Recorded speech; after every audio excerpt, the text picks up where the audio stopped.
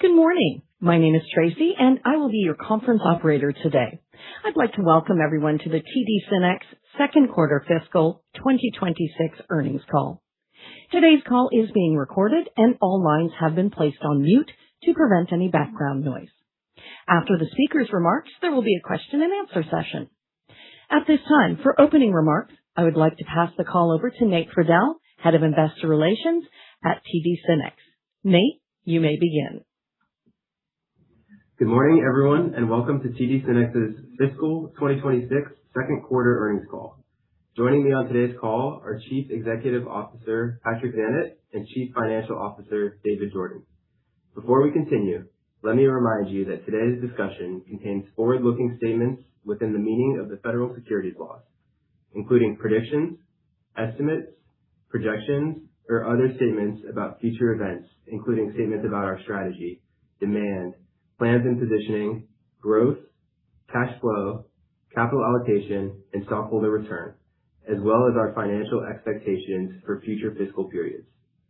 Actual results may differ materially from those mentioned in these forward-looking statements as a result of risks and uncertainties discussed in today's earnings release, in the Form 8-K we filed today, in the Risk Factors section of our Form 10-K, and our other reports and filings with the SEC.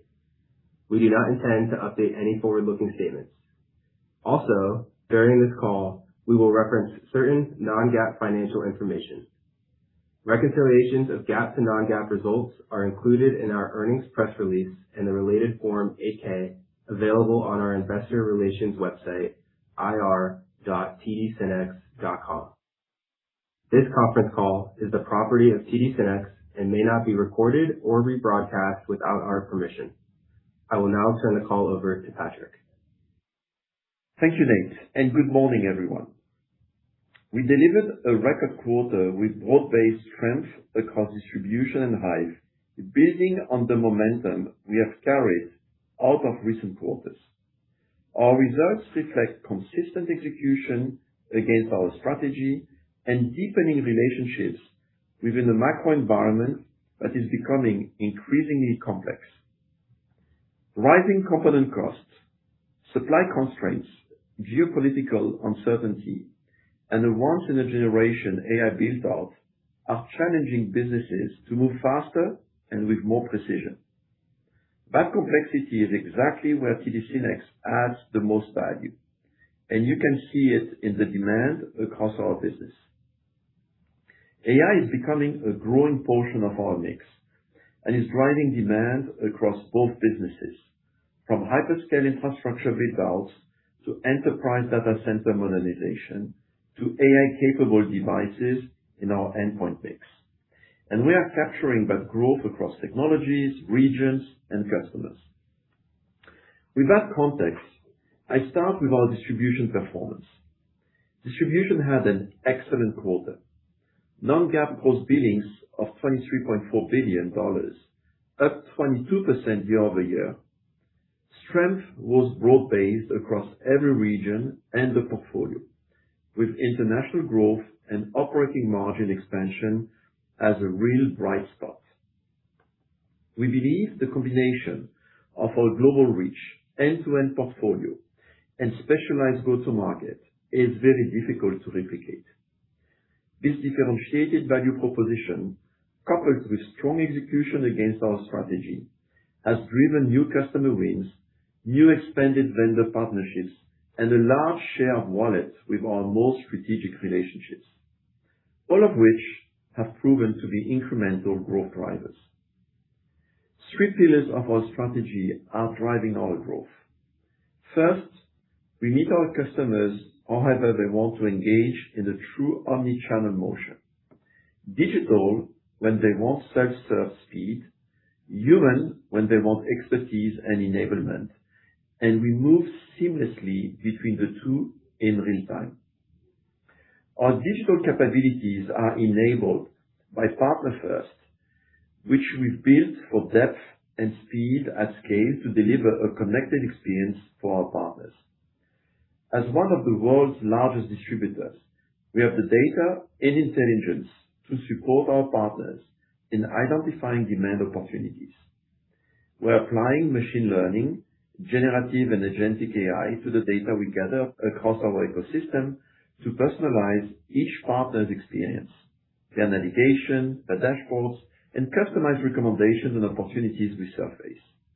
This reduces friction and drives higher conversion, stronger attachment, and faster cycle times. Second, we segment our commercial teams in groups of specialists. We break our customer base into strategic tiers, and in some cases, we reallocate resources monthly based on what each tier needs. We use the same discipline on the technology and vendor side. The impact shows up in the data.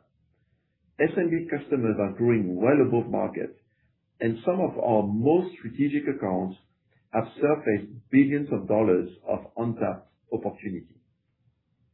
Third, we invest in enablement. We accelerate our customers' time to market by equipping them with advanced training, certifications, and technical expertise tailored to each customer's technologies and segment. We provide labs to test the solutions. We believe that our partnership sharpens their capabilities and drives faster adoption of solutions. When we can help customers become more successful, they stay with us and grow with us. Europe is a clear proof point. Our EMEA team competes head-to-head against pure-play specialists, runs digital and high-touch motions in parallel, and is weighted toward high-growth technologies and segments. The share gains there are structural, and it's the same model we've extended across our entire distribution business globally. These are the reasons why earlier this quarter, HP selected TD SYNNEX as one of just 2 global distribution partners across its full networking, cloud, and AI portfolio, including the assets from the Juniper acquisition. It unifies our reach and meaningfully expands our relationship with one of the most strategic vendors in the industry. These are the kinds of outcomes our model produces. Hive also had an excellent quarter. Non-GAAP gross billings of $5.5 billion, up 117% year-over-year, driven by new programs with existing customers.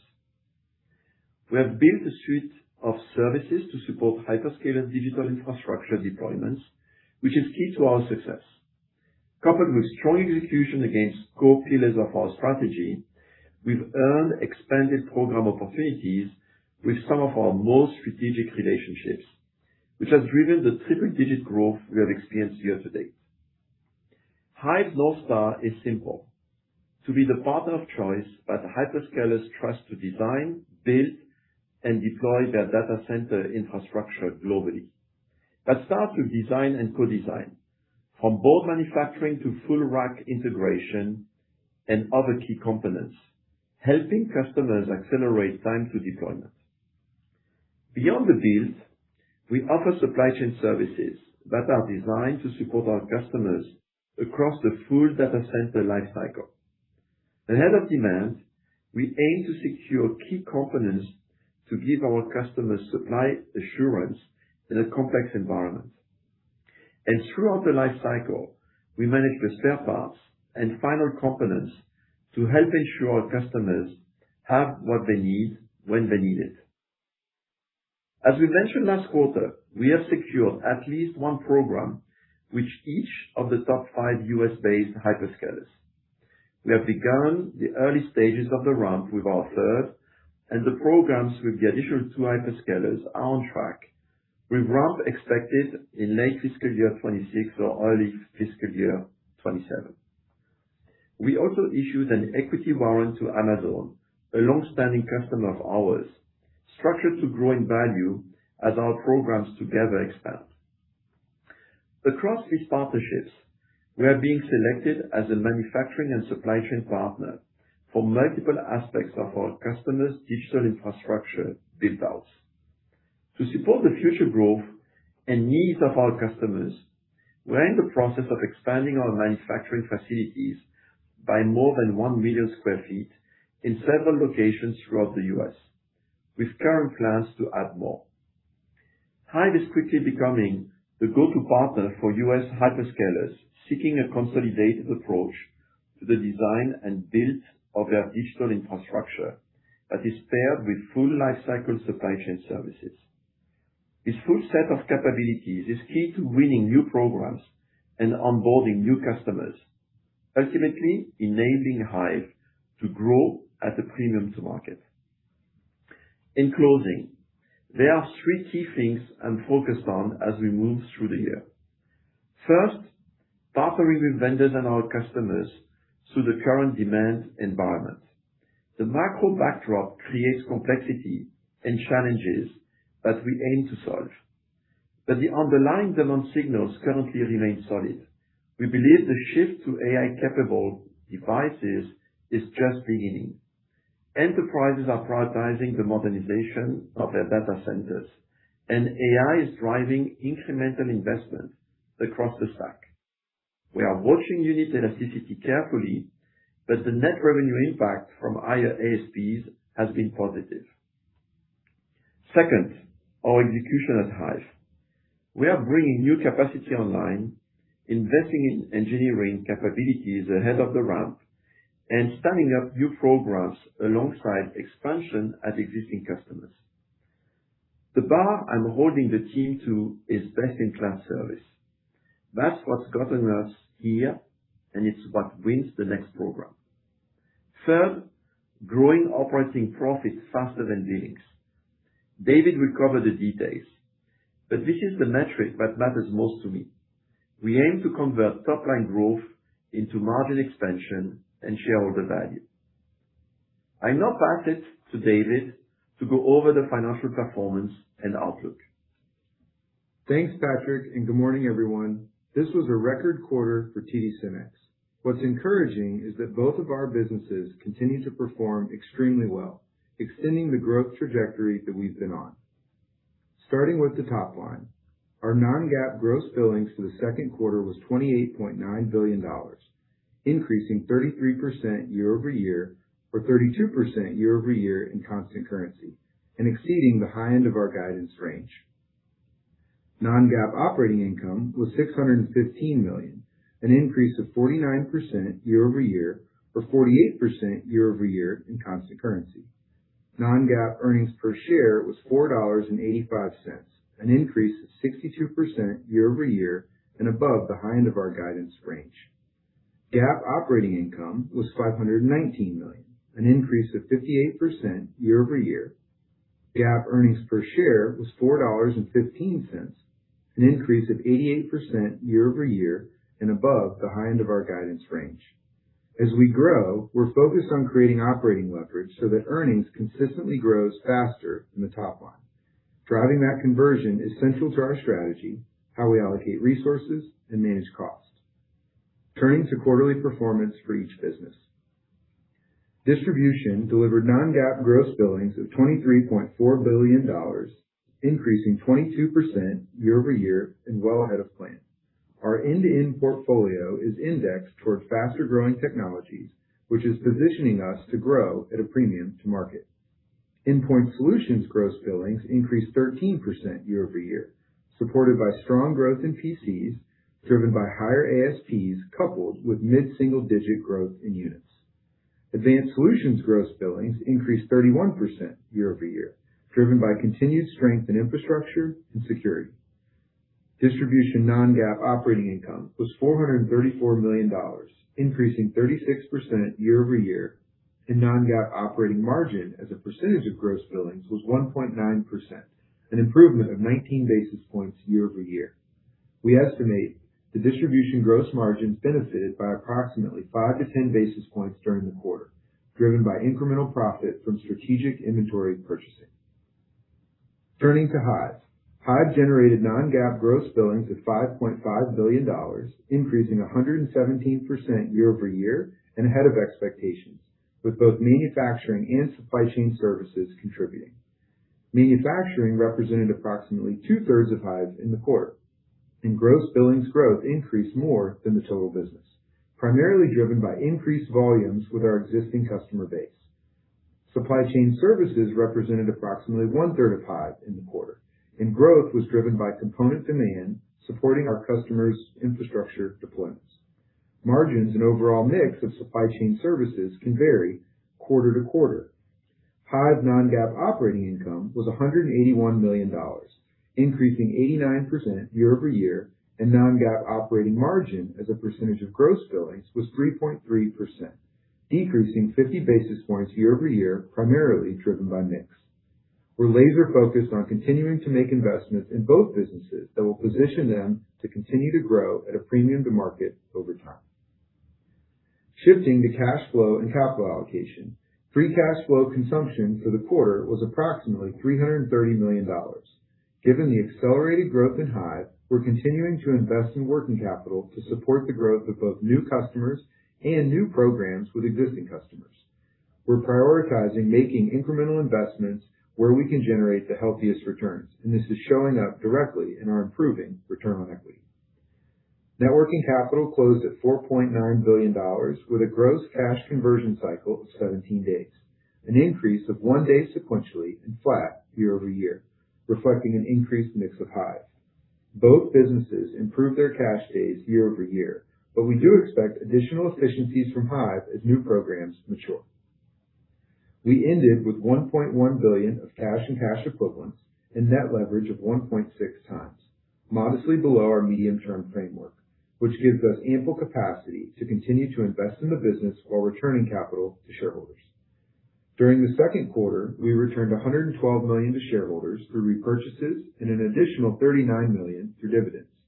Our board of directors approved a cash dividend of 48 cents per common share, payable on July 31st, 2026, to shareholders of record as of the close of business on July 17th, 2026.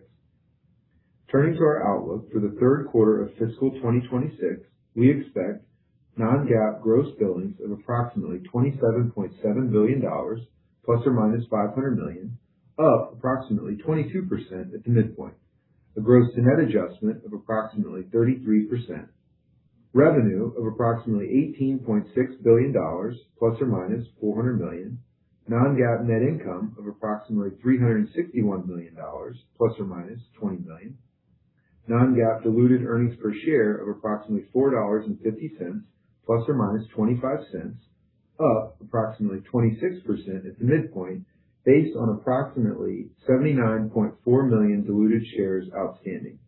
Our Q3 guidance assumes no material contribution from Hyve's newly onboarded customers, which we are still expecting to ramp in late fiscal 2026 or early fiscal 2027. To close, we're extremely proud of our teams for the results they continue to deliver. We're entering the second half with forward momentum in both distribution and Hyve. With our global reach, differentiated capabilities, and broadening portfolio, we believe we're positioning ourselves to grow at a premium to market through time. With that, we'll open the call for questions. Operator? We will now begin the question and answer session. We request that you limit yourself to one question and one short follow-up to allow time for the other participants to ask their questions. If there is remaining time, you are welcome to re-queue with additional questions. To ask a question, please press star 1 to raise your hand. To withdraw your question, press star 1 again. Please pick up your handset when you're asking a question to allow for optimum sound quality, and if you are muted locally, remember to unmute your device. Please stand by now while we compile the Q&A roster. Your first question comes from Ruplu Bhattacharya with Bank of America. Your line is open. Please go ahead. Hi, thanks for taking my questions. Patrick, you've seen strong revenue growth and billings growth across all of your segments this quarter. The question I have is, have you seen any evidence of demand destruction or any weakening of demand given component cost increases? Are customers showing any hesitancy to purchase either endpoint solutions or advanced solutions? And likewise, if units are going to be down year on year, have you seen any change in channel incentives from the vendors? And I have a follow-up for David. Okay, so hopefully good morning. Thanks a lot for the question. Yeah, so focusing on Q2, very strong quarter both on distribution and Hyve, and very transparently, we haven't seen for the moment any destruction of demand because of the price increases. the price increases are really starting to kick in, and it's probably going to accelerate in Q3. On the other hand, we see underlying demand, which continues to be healthy across the portfolio. I'm anticipating a question on maybe what happened on PCs. Even on PCs, we saw a unique growth. So for the moment, we don't see that phenomenon. I just add, and that has been one of our assumptions for the guidance, that on most of the categories, companies need to continue to invest, especially in infrastructure, and combined with the ASP increase, I think the demand will continue to remain healthy, at least for what we can see for Q3. And any change in channel incentives from the vendors? No, not yet. Okay. A quick follow-up for David. Yeah, sorry, go ahead. Sorry, just to add, so no, we don't see changes or material changes from our vendors. I add that our margin quality for distribution stayed very healthy in the quarter, as you can see.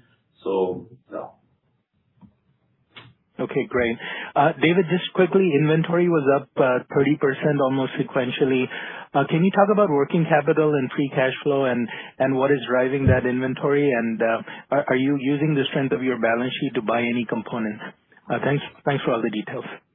Thanks, Ruplu. So we've got a couple of pieces to cover here. So when you think about cash flow and cash days, so cash days were flat year over year. I think the important point to make, though, is both of our businesses improved their cash days year over year, and you've got the mix of Hive that caused the totality to be flat. Hive continues to experience a period of accelerated growth, and that business, given the cash conversion cycle, takes capital to run, and so we continue to make those investments. When you start looking at inventory, I think ballpark, the days are up, call it 8 days or so year over year, and it's largely driven by some additional inventory that we've taken in Hive to help fund new programs, existing programs, and help make sure that our customers have adequate supply given the broader macro. Yeah, thanks for the details. Just want to add one thing, which is, we've been for the last quarters a little bit more aggressive on inventory levels because we've anticipated on the price increases. That gave us several advantages. One, it helped us smooth the impact of the price increase for our customers, and that's very important. It also helped our vendors by having inventory. And again, it positions us well in the market. Demand is strong. We are probably one of the best inventory profile in the industry. And again, that has helped us grow faster than the market overall. Your next question comes from the line of David Vogt with UBS. Your line is open. Great, guys. Thanks. Great. Thanks for taking my questions. So, Patrick, one for you and one for David. So, Patrick, can you help us unpack how the incremental manufacturing facility square footage plays out this year and next? And is it basically designed to support the incremental programs that you laid out with your current and future programs with your hyperscalers? And is there kind of a rule of thumb to think about what that incremental capacity could mean for whether it's billings or revenue? And then I have one for David as well. Yes, good morning. Thanks a lot for the question. So, as we mentioned, so we have now won programs with all 5 US-based hyperscalers. We have now 3 hyperscalers where we have won more than one program. So what we see is a very nice pipeline of opportunities, which are going to ramp up probably end of Q4, beginning of Q1 fiscal year 27. And basically, we have to invest. We have to invest in footprint. We are going to invest in additional equipment, in liquid cooling, to be able to support the various programs we have won. We haven't yet established, a correlation between investment and revenue. What I can tell you is that we are very comfortable with that expansion of capabilities and capacity that we are going to meet the demands we are seeing and be in a position to deliver the products with the right quality, which is the most important for us at the moment. Okay, great. That's helpful. And David, I know this might be a tough question to answer, and I know there's some confidential kind of data here, but can you help us understand sort of the gross margin differentials within Hive, whether it's is it better to think about it relative to like ODM, CM margins versus supply chain margins, or is there a lot of variability between programs with existing hyperscalers or between actual hyperscalers themselves? Can you help us understand how to think about the margin profile of these programs, particularly as you start to ramp, obviously, new programs later this fiscal year into fiscal 27? Thanks. It's a good question. So when you take a huge step back, Hive has two businesses, manufacturing and assembly and supply chain. On average, historically, the margin profiles have been relatively similar. I will tell you, as you start looking at things by program, there can be differences. So I'll give you a couple of examples. If you're building AI servers, that tends to have a slightly lower margin profile. If you are building complex networking racks, that tends to have a slightly higher margin profile, so on and so forth. Same thing on the supply chain side. Depending on what we're buying, how long we're holding it, and how complex it is, it does dictate the margin profile. But all in all, here's what I would anchor you to. We feel very good about the performance that Hive's been able to generate. We continue to make investments in new capabilities, new programs, new products that will allow Hive to continue to maintain, if not improve, its margin profile through time. And we're super excited with what the team's been able to produce thus far. I just would like to add. Great. Thanks, David. So two more things. The first one is, similar to distribution, gross margin quality is very important. And I can tell you that the team is very focused on that. So that's point number one. Point number two is, obviously, as you ramp up a program, you have some inefficiencies which will disappear over time based on the learnings and the optimization. So again, hypergrowth as we speak, lots of programs being launched, some impact on the GM quality because of that. But again, looking forward, it's a priority for us to optimize also the GM quality.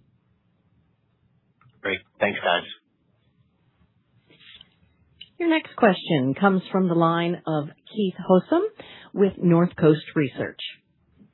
Your line is open. Good morning, gentlemen. Congratulations on a great quarter. As we think about the evolving business out there with memory, and we're hearing more and more about supply constraints coming into place here.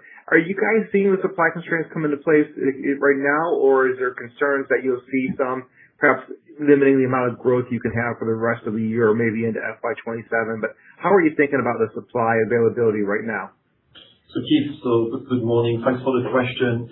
So for Q2, we haven't felt it really. But you're right, in our Q3 guidance, we took into account some risk with component availability. Its memory, obviously, is one of the category. Some CPUs could come also. Some challenges on delivery of CPUs could come also. So we factored it into our guidance, and we will see. But again, so far, it has been good. I would just add that when you look at Hive, it's our customers primarily who secure the supply, and they have I would say some good arguments with the vendors. On the distribution side, so far, our key vendors have done a very good job with their supply chain. But yes, for Q3, we've been a little bit more cautious because of that in our guidance. Okay. And if I could follow up on that, in terms of like the HPE win, in terms of being one of two global distributors, have you seen that benefit completely in the quarter, or is it still going to ramp up over time? No. So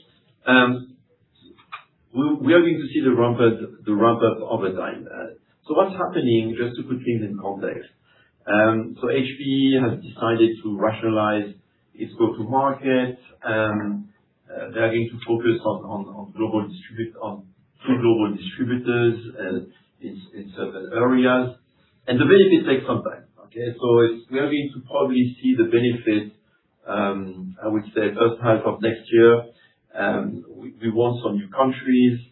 We're going to see the rationalization of the distribution network in some other countries. So it takes a little bit of time. But just to comment from a more strategic standpoint on the HPE win, it's very interesting that the fact that we are global has been one of the reasons for the win. What we see more and more from the vendors is that being global is becoming a differentiator when they rationalize their go-to-market. And so we think that probably there's more to come. Other vendors are now looking at their global distribution landscape. And our strategy to expand in APJ, in Latin America, potentially one day in the Middle East, is clearly positioning us well to benefit from that market trend. Great. Thank you. Your next question is from the line of Catherine Murphy with Goldman Sachs. Your line is open. Thank you very much. Maybe switching gears here a little bit.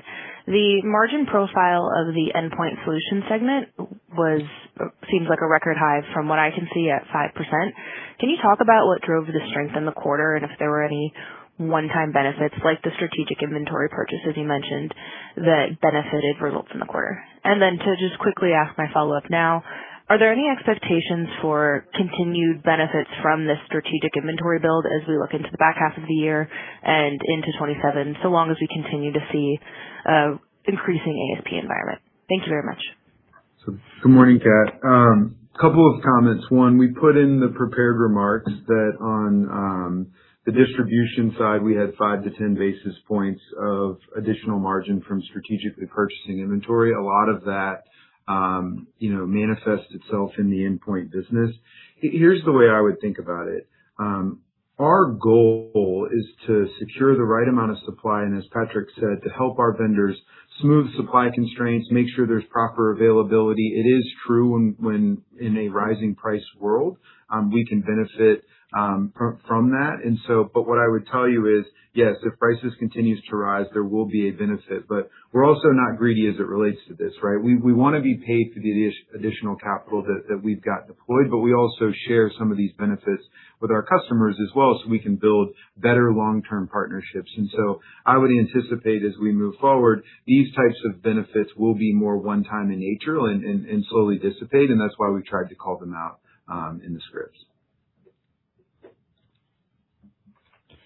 Your next question comes from the line of Eric Woodring with Morgan Stanley. Your line is open. Awesome. Thank you. Thank you for taking my questions, guys. Congrats on the results.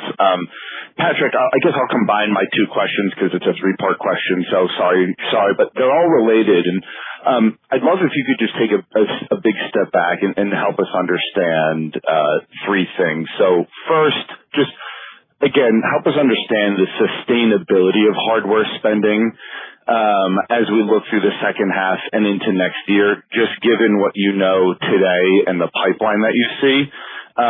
Second, just what products are showing to have greater inelasticity than others as you face these record price hikes? And then third, are there any products or segments as you look forward where you don't believe you can fully pass through the higher device costs and potentially see some margin pressure just if there is any customer pushback? I'll combine those and make those my 2 questions, even though it's a 3-parter. So thank you, guys. Thank you, Eric. Good morning. Let me start with the last one on the margin. So again, and it's true for both businesses, distribution and Hive. We are a cost-plus business, so if cost increase, we pass it to the customers. We have no other choice. We have a very good track record as an industry and as TD SYNNEX. You look at what happened last year with the tariffs. You look at what has been happening the last 2 quarters. I mean, we have already some categories where we saw the price increases, and again, we're able to pass it. We had inventory to smooth the impact for our customers, but overall, I mean, no concerns there. In terms of product elasticity, The category I'm watching is PCs, with some caveats. So consumer PCs, I think the elasticity will be relatively high, but we focus on B2B. So I'm expecting some impact of the ASP increase on the PC consumption. If you look at our Q2 results, we were able to mitigate the impact by gaining share, and also because we are positioned on B2B and the refresh is not over, and you still have many enterprises or companies who have to upgrade their PCs. That's probably the category where I am the most cautious. We are the most cautious in our outlook. If you look at infrastructure, if you look at networking, for the moment, we see very solid demand. Networking, very rapidly, the 2 last years were tough. So networking is back on a lower base. You have the refresh driven by Wi-Fi 7, and then you have the investments related to AI in that space. So I think that's sustainable. If you look at data centers, so server and storage, I mean, this quarter, I mentioned last quarter that storage was starting to come back, and I wanted a confirmation. We had a very strong storage quarter, and I think it's going to last. The AI, I mean, drove first the compute upgrade, and I think now storage is and then switches, and now I think storage is next. And then on compute, we see very, very solid demand, and it's driven by several things. So obviously, ASP increase is driving the value up. But even in volume, what's happening is that you have still the refresh of the general compute servers happening. It's not over, so that's an opportunity. You have an acceleration of the purchase of general compute servers because they have become critical when you speak about agentic AI. And then the cost of tokens is going to become a big topic. And if you want to mitigate the cost of tokens, I mean, running your workloads on premise is going to be a good solution. So I think that's going to continue. That's going to drive demand and remain a tailwind. And then an accelerated compute. I mean, companies are starting, enterprises in particular, but also you have the sovereign cloud, especially in Europe and APJ, and the neo clouds in North America. They are investing heavily. We are at the source of supply for them, and I see the demand remaining healthy. So, in summary, except on PCs where the units could be impacted by the ASP increase, I think on the other categories, I think it's sustainable. Software was also a very strong quarter for us, so ASP increase is less of a topic. I think it's going to be sustainable. Security, especially now that you have to manage the risk related to agents, is going to drive additional demand. So I continue to be cautiously optimistic across most of the technologies. Awesome. Thank you very much, Patrick, for all that detail. Your next question comes from the line of Adam Tindall with Raymond James. And your line is open. Hi, good morning. Patrick, I just wanted to start here taking a step back. If I look at the quarter, incredible growth and negative cash flow. I wonder if you might just talk about how to strike the right balance between pursuing growth versus generating cash. And more specifically, if I look at kind of where that cash is going, it's, heavy investments into Hive in particular. And I think what we're learning on a forward basis is some of that's going to be incrementally fixed investment with this capacity build out. How do you protect against downside there, where customers are right now kind of rationalizing AI spend, token spend, like you said, the fear that you might be building fixed investment into a peak AI market? Thanks.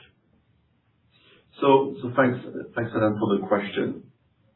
So let me distinguish between distribution and Hive very rapidly. Distribution continues to, cash days are down on both businesses, but cash days are really low on distribution. So the growth on distribution is generating free cash flow, significant free cash flow. which is true today. We are reinvesting in Hive to fuel the Hive growth, both working capital and of course fixed assets.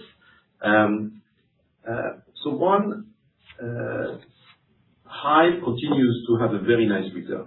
Okay, so if you look at our key ratios, it's not that we are financing a growth business at the expense of our key financial metrics. It's the other way around. It's accretive for our margin. It's accretive for our return on equity. So from that standpoint, we feel very comfortable. In terms of building fixed costs in case the market is going to correct, so it's true that the working capital will adjust immediately if the market goes down. So we have no concern. It's like distribution. If I can speak like that, the elasticity is high. So I mean, as soon as the market goes down, we are going to see the working capital going down very rapidly, and it will generate free cash flow. But from a fixed asset standpoint, yes, it's a business which requires significantly more investment than distribution, relatively speaking. But again, it's not either a fixed cost which we could not absorb. If you look at this year, we're going to invest, for Hive, roughly $100 million, amortized over 5-6 years. The cost is absolutely bearable in case that the market turns. And the other costs for Hive are mostly variable. So again, in case of downturn, I think it's going to be something similar to what we see in distribution. You have a lot of cash flow generating because working capital goes down. And then we are very good at reacting and adjusting our cost base to the new market reality. So I am not very concerned here. I can just finish with, this continues to be top of mind for us. So we think about it all the time as we do the investments. But again, for the moment, I think we should be in a safe position. The only other thing I'd add, Adam, if it helps, is one, we ladder leases. That obviously helps if there's a change in demand. Two, we don't speculate on demand, so we largely build and outfit facilities based on long-term programs once they're committed. And so, I will tell you, the team is incredibly prudent at how they manage Hive from a capacity perspective, and they've done a nice job. As Patrick said on the cash flow, as you're ramping a new program, there is more working capital inefficiencies that ultimately unlock as things mature. And so we are aware of the cash consumption. We are pleased with the reduction in cash days year over year, but we do believe long term there are additional efficiencies that we'll look to achieve as well. Great. And just a quick follow-up. And by the way, I know that question.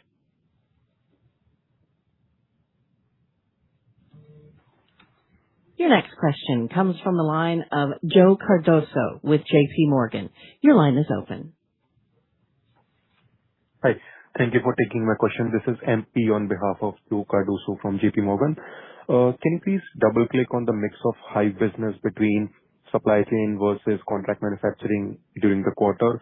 And particularly, how did it track relatively to your expectations heading into the quarter? And also, how do you expect it to track into the second half and any potential gross margin impacts from that? Thank you. And I have a follow-up. So good morning and thanks for joining. So when you think about Hive, we put in the prepared remarks, two-thirds of the business was manufacturing this quarter and about a third of it was supply chain. When you think about performance versus expectations, both businesses exceeded expectations. It's a little tricky to try and figure out what's long-term guidance split at kind of a sub-segment level, but here's what I would tell you. Our teams have done an excellent job winning new programs. We're very focused on expanding our manufacturing business and expanding our manufacturing programs, but we also recognize that because we have an end-to-end offering, being able to tie it all together is hugely advantageous for both our customers and for TD SYNNEX. And so, they should grow, together through time, but our hope is that long term we continue to increase the manufacturing as a percentage of the total. I just want to add that our supply chain services is a service. So in today's environment, where you have this big ASP increase and shortages, our customers have more needs than in environments which will normalize. So again, the team is first focused on winning programs to grow the manufacturing business. That's really the core of the activity. And the service part is a little bit more volatile because of the context I just explained. Thank you. And for my follow-up, I just wanted to ask about pricing.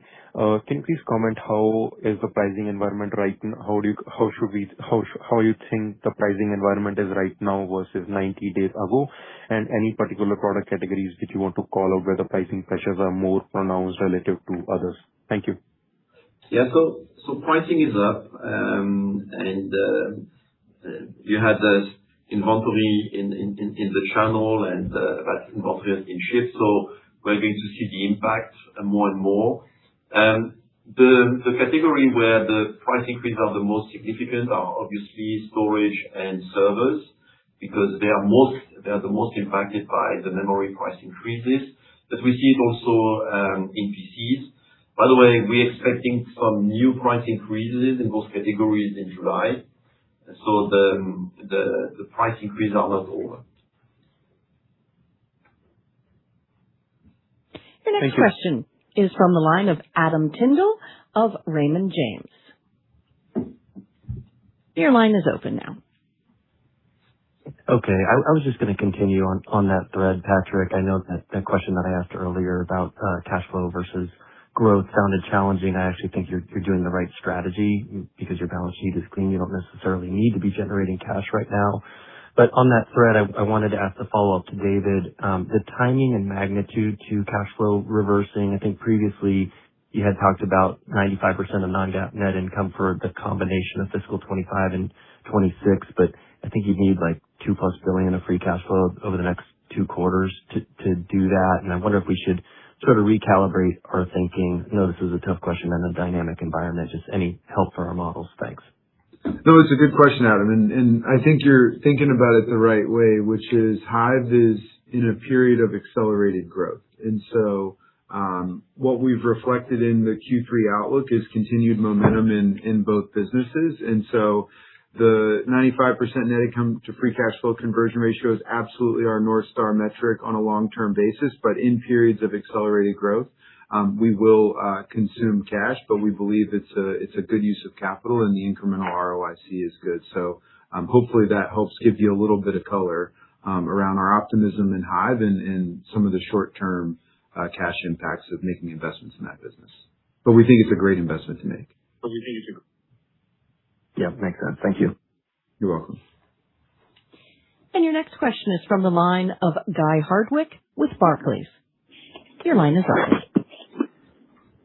Hi, good morning. It's a question on the follow-up question on the strategic inventory. Just wondering how much of the 13-day year-on-year increase related to strategic inventory purchases. And I assume in the Q3 guidance, you're also assuming further margin benefits from these purchases, maybe similar to what you had in the 5 to 10 basis points you had in just the recent quarter. So this is a tough question to answer because it's very difficult to quantify. But what I would tell you is, our teams are able to increase their days of supply around specific categories if they believe that we need to hold additional stock to kind of smooth out supply chains. They don't go after this as a business. They're not trying to capitalize on price changes and speculate. But in situations where I'm just going to make it up, let's say lead times are going to extend by 3 or 4 weeks, they might hold an extra couple weeks of stock in for certain categories, and they'll get benefits from that if prices go up. So what we do as a matter of course is we don't forecast a lot of these benefits. We call them out when they come. It tends to be, fairly opportunistic in nature, not necessarily opportunistic, but I would tell you, we don't forecast and plan for a lot of these things, but when we do realize them, we tend to call them out in the quarter. But it is part of the reason that inventory is up on a year-over-year basis. But I would tell you the predominance of that increase was largely driven by the investments we've made in Hive due to new programs and expanded programs with existing customers. So just to be clear, so the guidance for Q3 does not include any margin benefit from strategic inventory. It's hard to say. We don't have the teams break it down to that level of detail. What I would tell you is we do kind of a bottoms up roll based on our guidance, and the teams will factor a variety of risk and opportunities in there. To quantify exactly whether it's in or out or what degree is a little difficult. To be candid with you, I would say there's probably a little, but as you've seen based on the Q2 results, it's relatively small, 5 to 10 basis points. And so, and it does tend to dwindle down through time. Thank you. Your next question is from the line of David Page with RBC Capital Markets. And your line is open. Good morning, Patrick. Morning. Good morning, Patrick, David. Thanks for taking my question.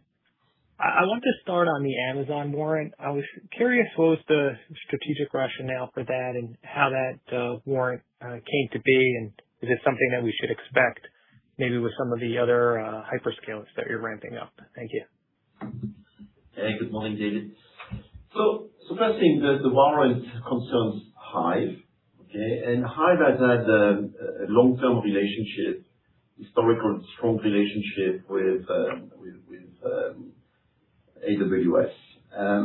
So the relationship has been very successful historically. The value proposition we deliver to Amazon has been very much valued. And so when they came to us to discuss the opportunity, we saw it as a big opportunity. And with the warrant in place now, we think we have an agreement which is going to be mutually beneficial. Let's see how it materializes in the future. But we are very pleased with that agreement. Great. That's helpful. And just a quick follow-up. I think in the past you have spoken about traditional compute versus accelerated compute. So if you could you provide some color on the mix of traditional versus accelerated that you had in the quarter or that you're expecting in late 4Q and early 2027? Thank you. I guess your question is for Hive specifically?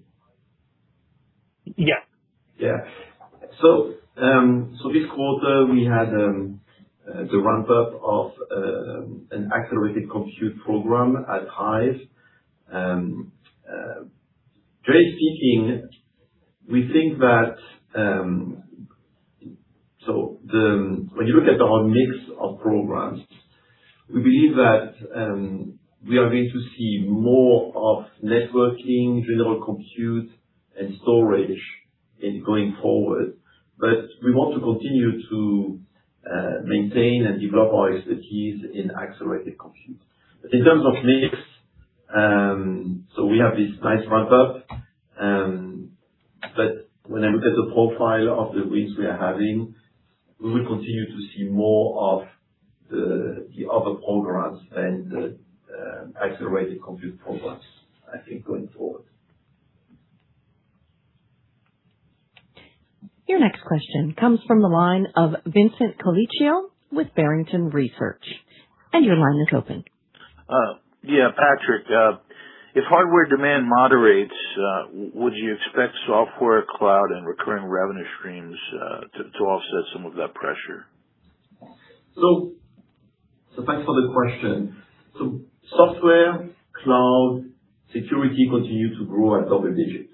And for sure that when you look at the underlying reason for that success, I think they're going to, I'm quite positive and optimistic on those underlying trends to continue in the future. Now, I would tell you that when I look at hardware and when I look at the impact of AI on or the potential impact of AI on the on-premise and even, I should say, on the edge computing, I think hardware is becoming a very interesting category again, could be poised for very interesting growth, and AI could be really a game changer here. It's a little bit too early to call it out, but there are some indicators that, could speak well. As I said, I mentioned it before, the cost of the tokens is going to have an impact, I think, on some of the behaviors beyond the issue of latency, the issue of security and privacy. I think the cost of the tokens could have a very positive impact on on-premise hardware, and both in the data center, but also at the edge. Thank you. Your next question comes from the line of Alec Valero with Loop Capital. Your line is open. Hey guys, thank you for taking on my question. My question to you is, I don't know if you mentioned this earlier, but on the 1 million square feet that you're adding, any color on when we can see this capacity start to contribute to revenue? Yeah. So thank you for the question. So again, we have a strong pipeline, strong backlog, and we see the ramp up of the programs we have won to start impacting our revenue in Q4 fiscal year 26, and most probably in Q1 fiscal year 27. So the capacity we are adding will convert into additional revenue, potentially in Q4 and most probably in Q1 next year. Oh, got it. Thank you for that. Just a quick follow-up. On Hive, obviously you said manufacturing is now 2/3 of that. What can we expect that mix to look like throughout the year? So Alec, it's hard to give you an exact answer on that. Here's the way I would tell you to think about it.